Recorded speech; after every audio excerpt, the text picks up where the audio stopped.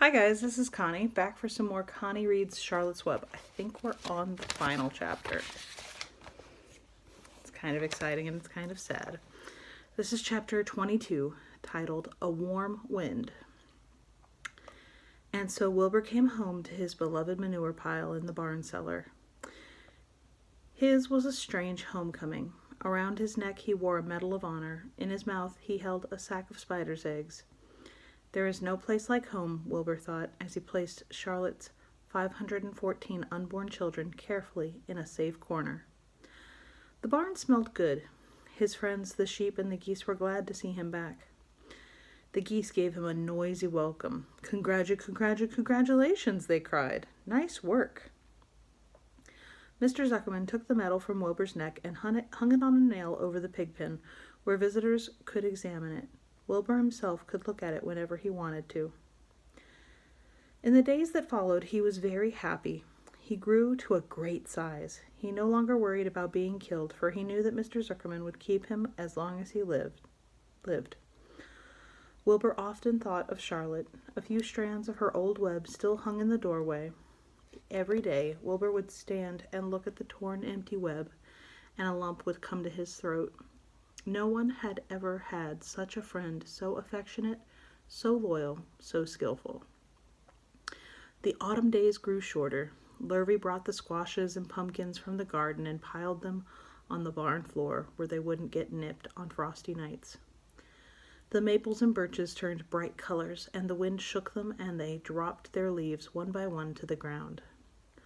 Under the wild apple trees in the pasture, the red little apples lay thick on the ground, and the sheep gnawed them, and the geese gnawed them, and the foxes came in the night and sniffed them. One evening, just before Christmas, snow began falling. It covered house and barn and fields and woods. Wilbur had never seen snow before. When morning came, he went out and plowed the drifts in his yard for the fun of it.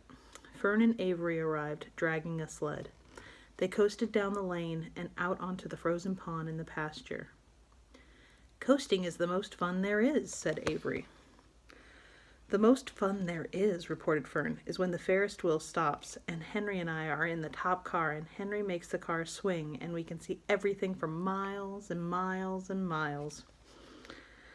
"Goodness, are you still thinking about that old Ferris wheel?" said Avery in disgust. "The fair was weeks and weeks ago." "I think about it all the time," said Fern, picking snow from her ear. After Christmas, the thermometer dropped to 10 below zero. Cold settled on the world. The pasture was bleak and frozen.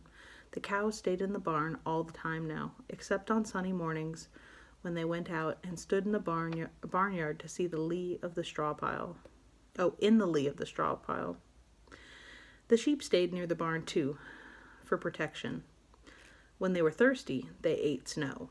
The geese hung around the barnyard the way boys hang around a drugstore, and Mr. Zuckerman fed them corn and turnips to keep them cheerful. "Many, many thanks," they always said when they saw food coming. Templeton moved indoors when winter came. His ratty home under the pig trough was too chilly, so he fixed himself a cozy nest in the barn behind the grain bins. He lined it with bits of dirty newspapers and rags, and whenever he found a trinket or a keepsake, he carried it home and stored it there. He continued to visit Wilbur 3 times a day, exactly at mealtime, and Wilbur kept the promise he had made. Wilbur let the rat eat first. Then, when Templeton couldn't hold another mouthful, Wilbur would eat. As a result of overeating, Templeton grew bigger and fatter than any rat you ever saw. He was gigantic. He was as big as a young woodchuck. The old sheep spoke to him about his size one day. "You would live longer," said the old sheep, "if you ate less." "Who wants to live forever?" sneered the rat.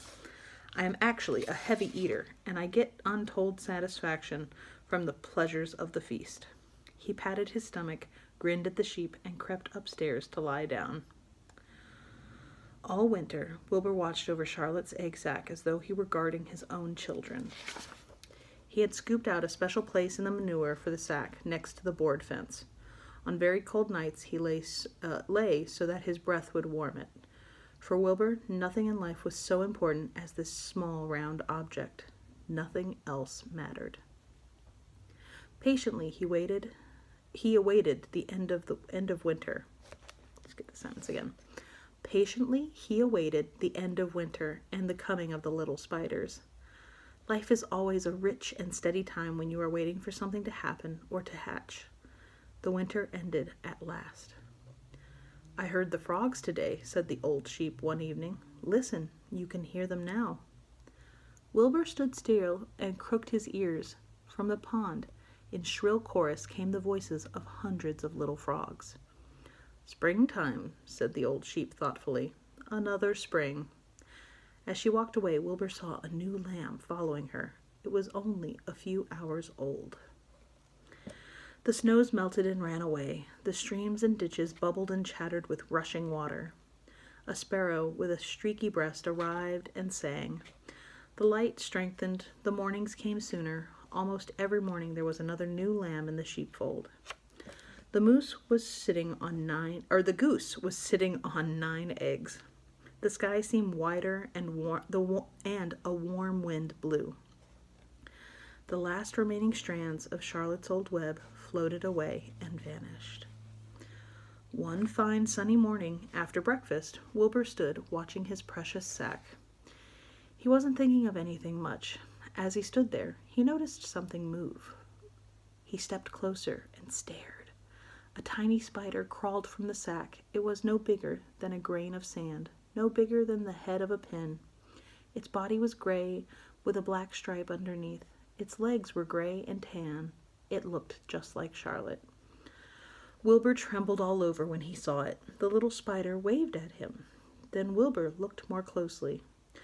2 more little spiders crawled out and waved. They climbed round and round on the sack, exploring their new world.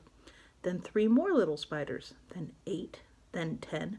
Charlotte's children were here at last. Wilbur's heart pounded. He began to squeal. Then he raced in circles, kicking manure into the air. Then he turned a backflip. Then he planted his front feet and came to a stop in front of Charlotte's children. "Hello there," he said. The first spider said hello, but its voice was so small Wilbur couldn't hear it. "I am an old friend of your mother's," said Wilbur. "I'm glad to see you. Are you all right? Is everything all right?"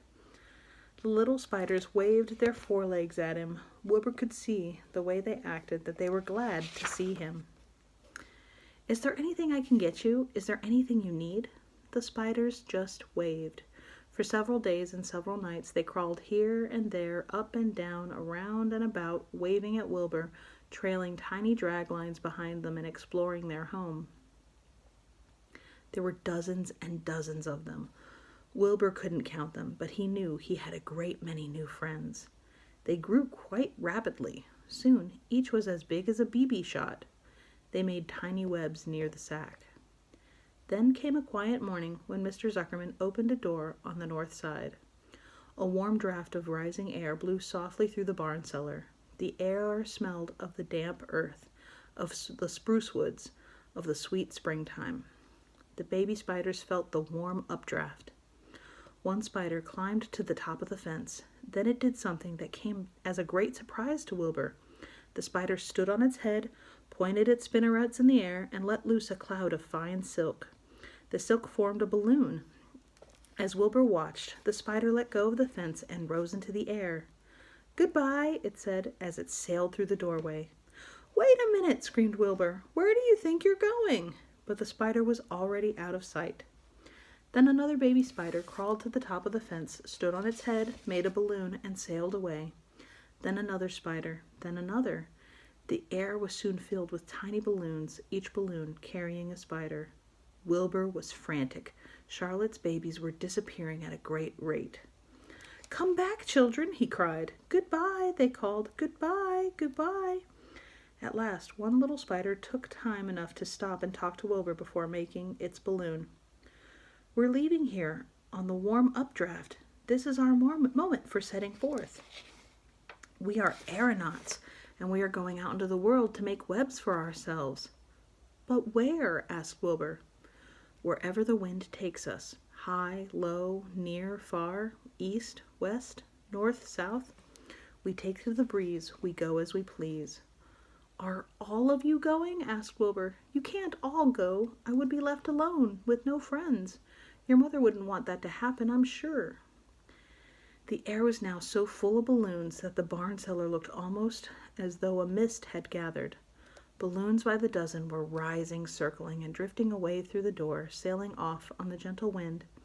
Cries of "Goodbye, goodbye, goodbye" came weakly to Wilbur's ears. He couldn't bear to watch any more. In sorrow, he sank to the ground and closed his eyes.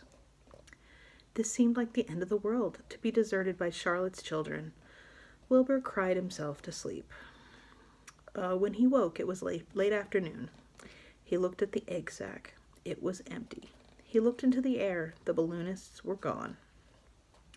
Then he walked drearily to the doorway where Charlotte's web used to be. He was standing there, thinking of her, when he heard a small voice. "Salutations," it said. "I'm up here." "So am I," said another tiny voice. "So am I," said a third voice. "3 of us are staying. We like this place, and we like you." Wilbur looked up. At the top of the doorway, 3 small webs were being constructed. On each web, working busily, was one of Charlotte's daughters. All the feels.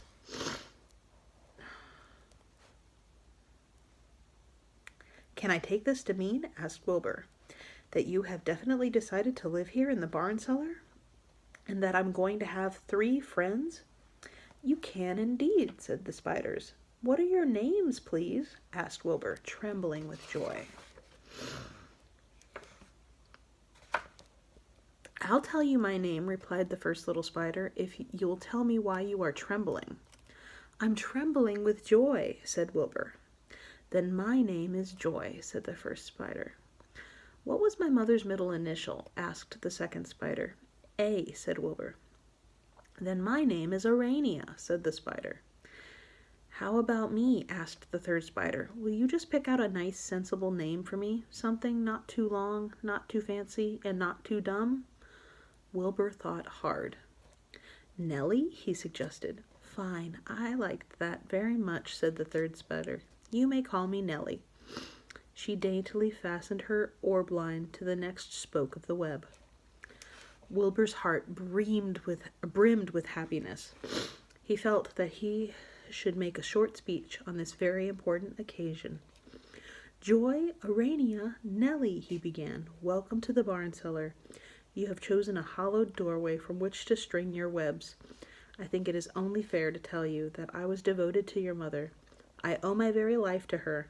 She was brilliant, beautiful, and loyal to the end. I shall always treasure her memory.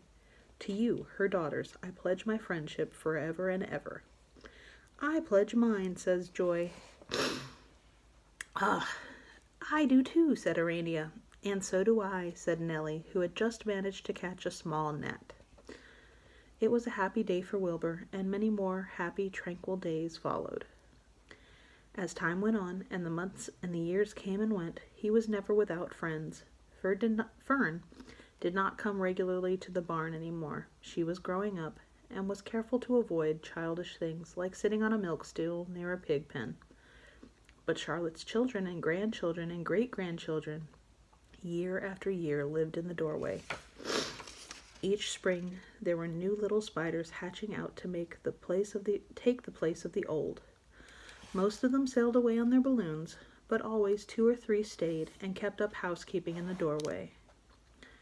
Mr. Zuckerman took fine care of Wilbur all the rest of his days, and the pig was often visited by friends and admirers, for nobody ever forgot the year of his triumph and the miracle of the web. Life in the barn was very good. Night and day, winter and summer, spring and fall, dull days and bright days. It was the best place to be, thought Wilbur, this warm, delicious cellar, with the garrulous geese, the changing seasons, the heat of the sun, the passage of swallows, the nearness of rats, the sameness of sheep, the love of spiders, the smell of manure, and the glory of everything. Wilbur never forgot Charlotte, although he loved her children and grandchildren dearly. None of the new spiders ever quite took her place in his heart. She was in a class by herself. It is not often that someone comes along who is a true friend and a good writer. Charlotte was both. The end. Whew. So be careful with that and enjoy, please and thank you. I'm going to go wipe my tears away. Feel free to share the book, share the video. If you have any suggestions, feel free to leave them in the comments. I do see them, and I'm just going to end up making my list longer than I should. But I'll be doing other books and have various playlists on my main page. So thank you so much for listening to this and reading along with me. Have a great one. Bye.